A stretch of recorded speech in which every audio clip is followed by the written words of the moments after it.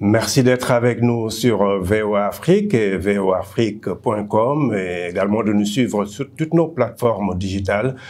Nous avons avec nous le président de la République du Sénégal, également président en exercice de l'Union africaine, son Excellence M. Macky Sall. Président, bonjour. Bonjour. Alors, avant de parler un peu de votre discours à l'Assemblée générale des Nations unies, revenons un peu sur la dernière actualité ici à New York, la réunion, le sommet extraordinaire de la CEDEAO qui s'est tenu hier ici. Est-ce qu'on peut avoir un peu une idée des grandes lignes qui se sont dégagées de cette rencontre? Oui, vous savez, lorsque les chefs d'État se retrouvent comme ici à New York à l'occasion de l'Assemblée générale, il est possible qu'il y ait des réunions de comités tels que la CEDEAO ou l'UMOA, parfois même ou l'Union africaine, puisque nous avons l'occasion de réunir un certain nombre de chefs d'État en même temps sur un lieu. Donc, c'est un phénomène qui se répète souvent. Donc, ce sommet extraordinaire avait été convoqué par le président en exercice autour de deux sujets, la Guinée et le Mali. Le Mali, non pas pour sa transition, mais pour la question des 46 soldats encore retenus au Mali, et la Guinée par rapport au manque d'avancement sur le processus de transition. Nous avions déjà, lors de notre dernier sommet ordinaire, décidé de désigner un nouveau médiateur en la personne du président Yahi Boni, ancien président du Bénin, qui s'est rendu à deux reprises en Guinée, qui a rencontré les autorités de transition, les partis politiques. Mais nous notons un peu de difficultés sur l'agenda et nous n'avons pas de visibilité. C'est la raison pour laquelle le sommet d'hier a tenu à ce que des sanctions soient prises s'il n'y a pas d'évolution. Donc là, c'est le principe des sanctions qui est activé. J'espère que le retour du médiateur devra permettre, avec les autorités de la transition, de faire avancer vraiment l'agenda. Parce que l'idéal pour la CEDEAO, ce n'est pas de faire des sanctions contre un État membre, mais c'est de travailler à vraiment accompagner ces moments difficiles où l'Afrique de l'Ouest est confrontée justement à ces coups d'État répétitifs. Et nous ne voulons plus de coups d'État, d'interruption de cette nature dans le processus démocratique au sein de l'espace CEDEAO. Pour le Mali, évidemment, nous avons désigné 3 chefs d'État, dont moi-même, le président du Ghana, Nana Akufo-Addo, le président Faure Gnassingbé du Togo, pour nous rendre à Bamako le mardi, si possible, afin de rediscuter encore avec le président Goïta et les autorités de la transition sur la nécessité vraiment d'arriver à une solution qui est la libération des 46 soldats, après que les 3 soldats femmes aient été libérés. Et c'est une demande pressante et j'espère que nous pourrons obtenir cela dans l'intérêt du bon voisinage, la bonne cohabitation entre pays voisins. Sur le cas justement des 46 soldats ivoiriens, vous craignez un peu un bras de fer avec la CEDEAO si la solution, si cela ne se décante pas d'ici la semaine prochaine? Non, il ne faut pas présager de bras de fer. Nous souhaitons une solution si les chefs d'État abandonnent toutes leurs activités pour se rendre à nouveau à Bamako. Moi-même, j'ai été à Bamako il y a à peu près un mois. C'est que nous voulons une solution. Donc moi, je préfère être dans la recherche de la solution plutôt que dans d'autres perspectives. Alors, sur votre discours à l'Assemblée générale des Nations unies, en tant que président du Sénégal, mais également en tant que président en exercice de l'Union africaine, vous avez mis l'accent sur le fait que la communauté internationale doit écouter l'Afrique. Qu'est-ce qui vous a poussé à insister sur cet aspect? Vous avez l'impression que l'Afrique n'est pas suffisamment écoutée? Vous savez, le monde tel qu'il fonctionne aujourd'hui n'est pas un monde juste. Et nous le voyons par les organisations qui nous réunissent.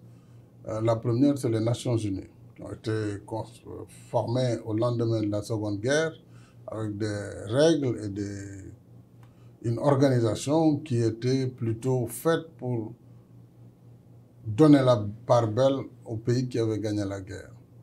Et je dois rappeler qu'à cette date, en 1945-46, au moment de la création de l'ONU, l'essentiel des pays africains étaient des colonies. Donc, ils n'étaient pas là comme membres. L'essentiel des pays latinos aussi. Alors, cette organisation, avec ses règles, notamment la façon dont le Conseil de sécurité a été conçu, avec les mandats qu'il a, avec 5 membres permanents qui ont un droit de veto qui peut bloquer l'organisation si elles ne veulent pas adhérer à une décision, ça doit évoluer. Aujourd'hui, vous avez tout un continent qui fait plus de 54 pays, qui fait 1,4 milliard d'habitants. Il n'y en a pas un seul qui a un siège de membre permanent. Ce n'est pas juste. Alors que l'essentiel des sujets du Conseil, c'est l'Afrique. Les conflits, la lutte contre le terrorisme, etc. Sur les institutions de Bretton Woods également qui ont été créées au lendemain de la guerre, le Fonds monétaire international, la Banque mondiale, les droits sont allés aux pays qui ont été les grands pays qui ont gagné la guerre. Et on l'a vu dans l'émission des droits de tirage spéciaux. Toute l'Afrique n'a eu que 33 milliards sur les 650 qui ont été tirés. Ça vous donne les proportions. Alors, c'est ce que nous disons. Il faut un monde plus juste, plus inclusif. Nous ne pouvons plus rester dans cette situation où vous avez très peu de pays qui veulent gouverner le monde. Ça ne peut pas continuer et c'est ça que nous dénonçons, mais en toute responsabilité, en disant simplement que les pays acceptent. Et d'ailleurs, le président Biden, de ce point de vue, a bien répondu aux attentes, disant qu'il faut qu'on change, qu'on ait le courage de changer les choses telles qu'elles sont, y compris le Conseil de sécurité. Il a plaidé pour l'élargissement. C'est ce que nous disons, tout simplement. Il faudra aller au-delà. Le G20 est une instance importante pour les 20 pays les plus industrialisés. Nous avons aussi plaidé pour que l'Union africaine soit membre à part entière et non pas soit tout le temps invitée quand ça plaît ou quand ça ne plaît pas, on n'est pas là. C'est là où se décident, se conçoivent les grandes politiques de la gouvernance mondiale. Il est logique que nous soyons là comme membres. Alors ça, c'est mon plaidoyer, le plaidoyer de l'Afrique. Mais je salue les pays et partenaires qui ont bien voulu nous accompagner. Et je pense qu'au prochain sommet en Indonésie, à Bali, l'Union africaine pourrait être acceptée comme membre à part entière du G20. Donc c'est un pas, un progrès qu'on construit au jour le jour. Voilà, D'accord. C'est un combat continu. Et un peu dans ce sens, le conflit ukrainien, qui se déroule certes à des milliers de kilomètres du continent, touche en fait l'Afrique, et l'Afrique certainement une grande victime.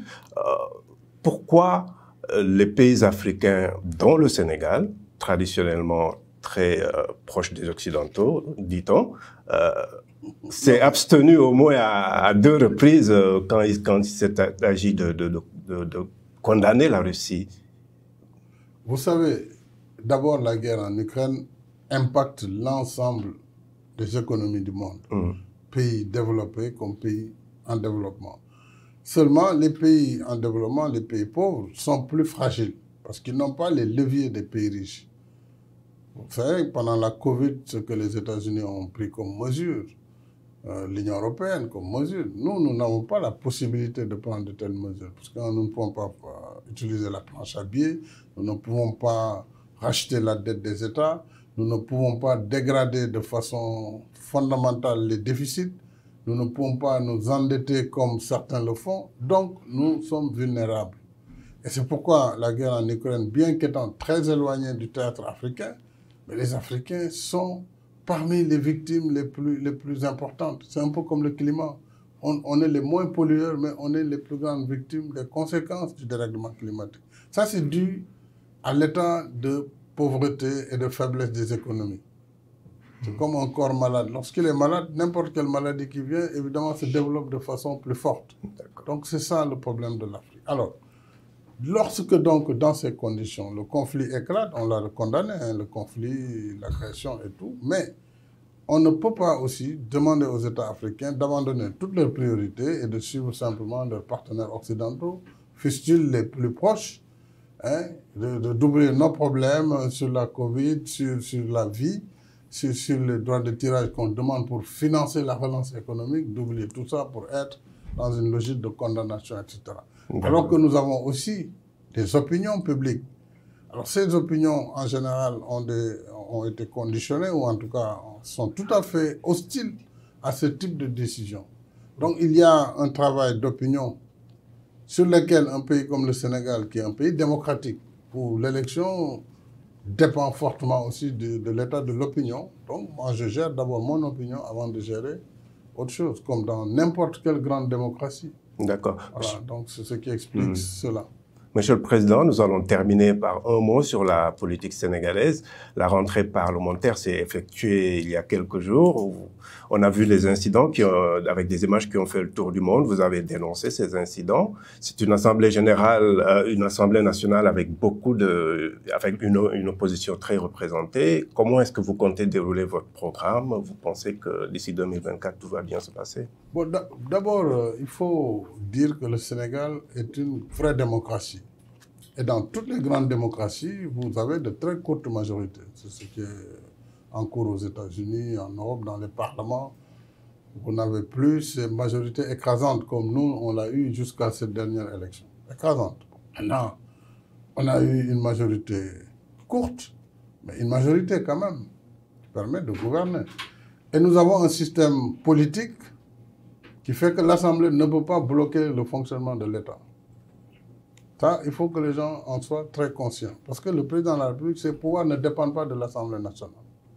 Du tout. En rien. Et donc, il est aussi par ailleurs le garant du bon fonctionnement de toutes les institutions, y compris de l'Assemblée nationale. Alors, ce qui a été noté est simplement déplorable, dans le sens où le Sénégal, étant une démocratie qui s'est fortifiée, qui a été vécue pendant ces élections et d'autres élections, le peuple, dans une maturité exceptionnelle, a exprimé son choix. Nous l'avons respecté en tant que démocrates. Il n'y a pas de raison que ceux qui ont bénéficié de ce choix se comportent comme ça devant une institution aussi importante que l'Assemblée nationale pour désacraliser l'hémicycle et se comporter de façon aussi irresponsable. Et ça dégrade l'image de notre pays. Et ce n'est pas acceptable. Et on ne va pas l'accepter. Donc, il faut que les députés mesurent aussi leurs responsabilités devant la nation et mesurent la gravité des actes qui sont posés. Ils peuvent s'opposer comme on l'a toujours vu. On a eu des oppositions très fortes au Sénégal. Et jamais on a atteint ce niveau. Jamais dans l'histoire de notre pays. Donc, il faut arrêter ça. Il y va de l'avenir de la démocratie sénégalaise. Et l'État, ce qui le concerne, assumera la permanence des institutions. Comme ce qui s'est passé dans votre pays lorsque les gens ont attaqué le Capitole. Il y a des attitudes qu'on ne peut pas accepter dans une démocratie. Monsieur le Président, je vous remercie. C'est moi qui vous remercie. Merci de suivre VOA Afrique et voaafrique.com.